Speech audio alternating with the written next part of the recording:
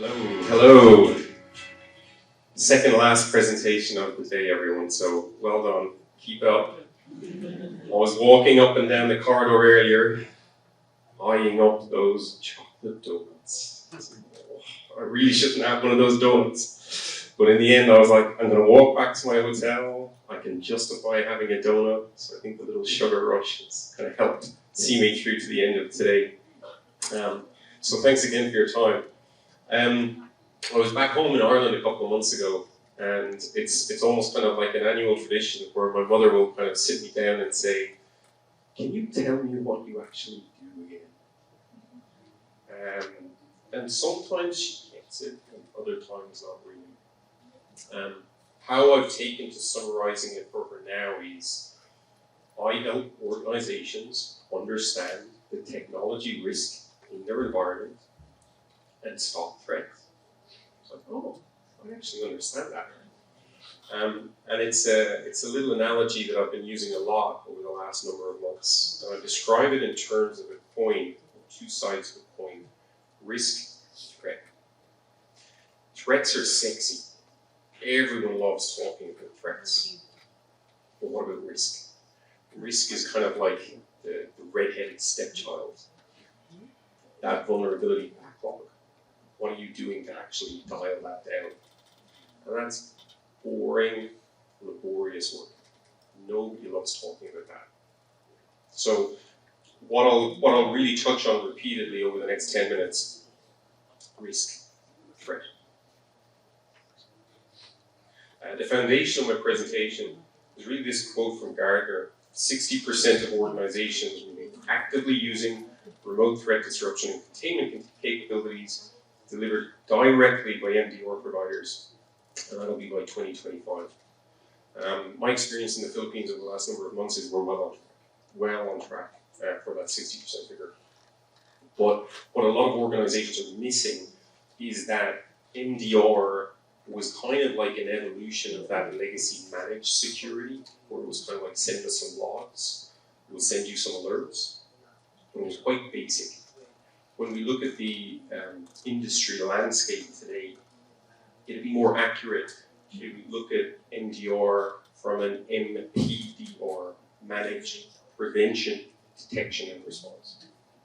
But the offerings have broadened massively. No longer is it just a narrow services capability. But organizations have actually got the potential today to acquire potentially a significant amount of their technology stack through MDR-like capabilities.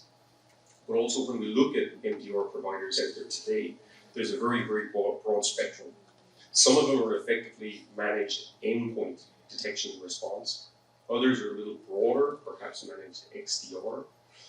Some have their own technology in-house. Others are reselling vendor capabilities. And others, again, are trying to hodgepodge together open source capabilities with their own layer of services on top. So the key message here is the landscape has changed massively. Your mileage may vary, but you really need to do your due diligence as you're talking to MDR and MDR-like offers. This is as technical as it's going to get. How I talk about threat and risk with organizations. Firstly, it's about understanding your domain of visibility.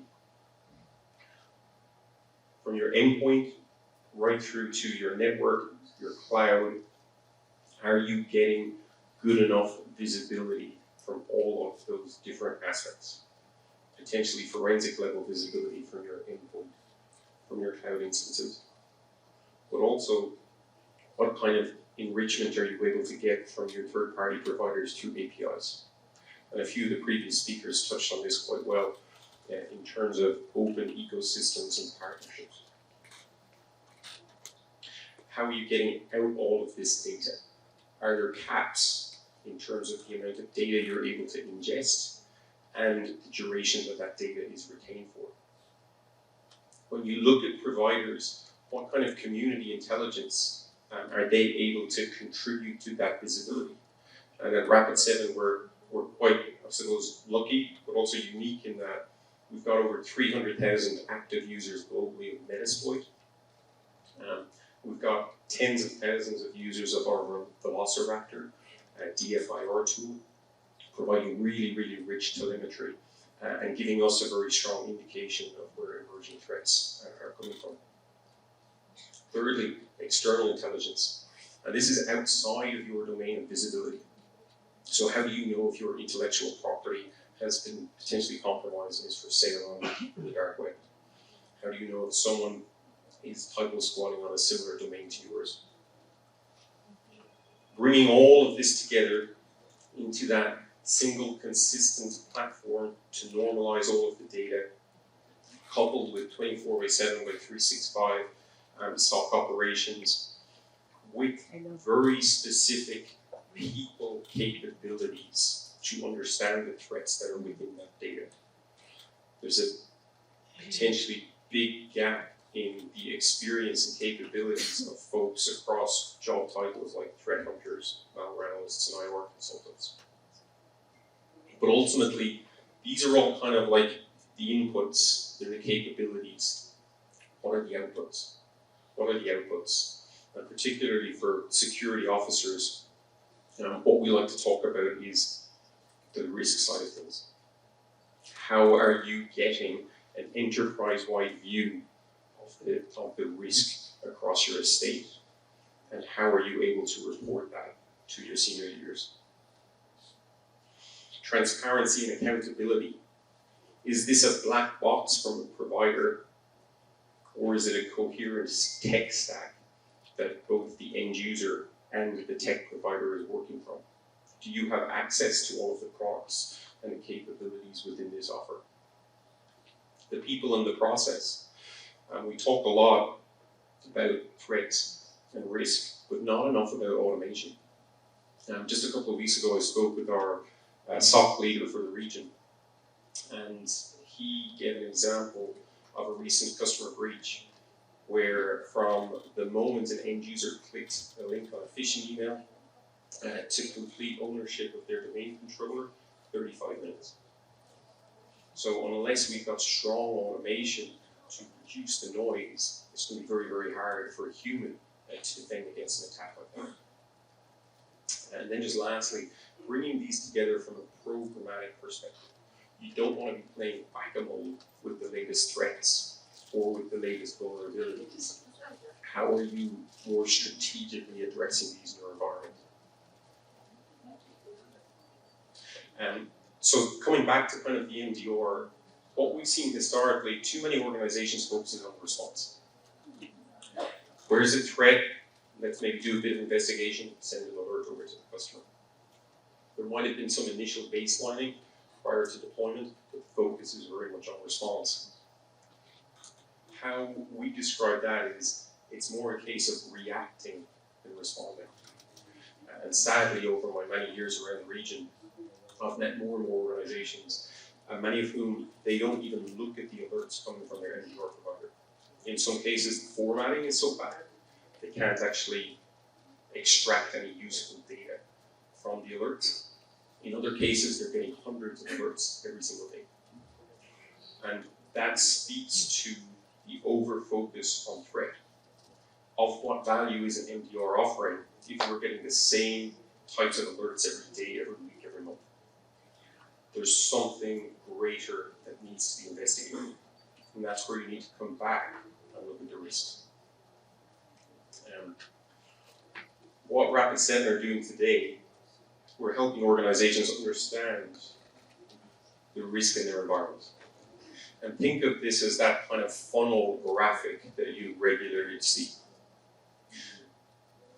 The more hygiene that you have inside of your environment, the less alerts that are generated, the less alerts that develop into incidents. So it's kind of this virtuous cycle.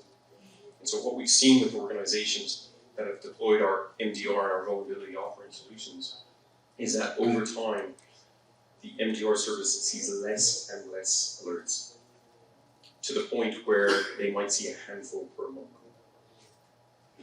Very, very powerful response. So just kind of bringing it all together, the fundamentals remain: people, the process, the technology. Yes, we need to be responsive, 24/7 by 365 coverage, but you need to be exploring the additional capabilities that are out there on the market and being offered today. Things such as unlimited incident response. It's unreasonable for organizations to be constrained with 100 hours or 200 hours of IR per year and then potentially being charged $500–600 per hour incremental on top of that.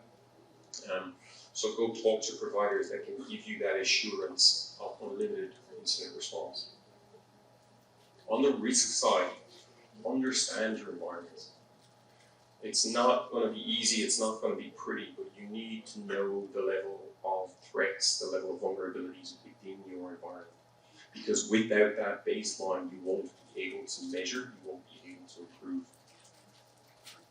And then bring these together from a programmatic aspect so that you're able to confidently go to your senior leadership, your board of directors, and to show them this is the level of threat within our environment, this is how it's been performing over time, this is how your hard-spent money is being spent, and this is the return that you're getting from it.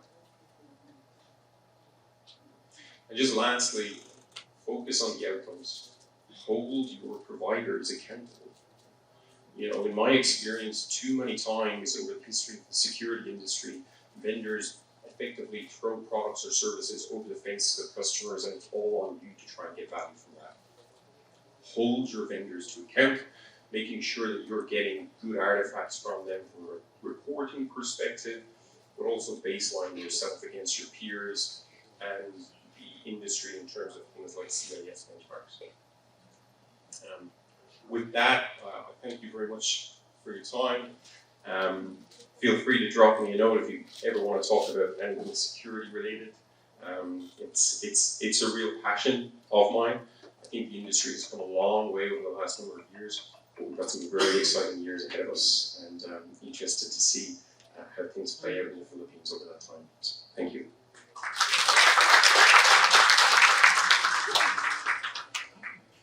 Thank you very much, Mr. Donnelly, for that insightful presentation, and I'm sure that you are excited to move on to our last speaker. But before that, let's review what he has talked about. Well, he talked about landscape has changed massively, and what we can do about it is to have a holistic view of security, risks and trends, and we gotta be on top of best practices and trends. Take a data-driven approach to decision-making, planning, and accountability across your business. You gotta have strategy. You gotta have strategy in your response to threats and risks. And Rapid7 helps organizations respond, handle incidents, and stop attackers in their tracks. Be proactive. Remember to be proactive, strategic, and responsive. And of course, focus on the outcomes. All right. Okay, I'm going to give you a few more seconds to take a picture. I can see some of you are still holding on their phones.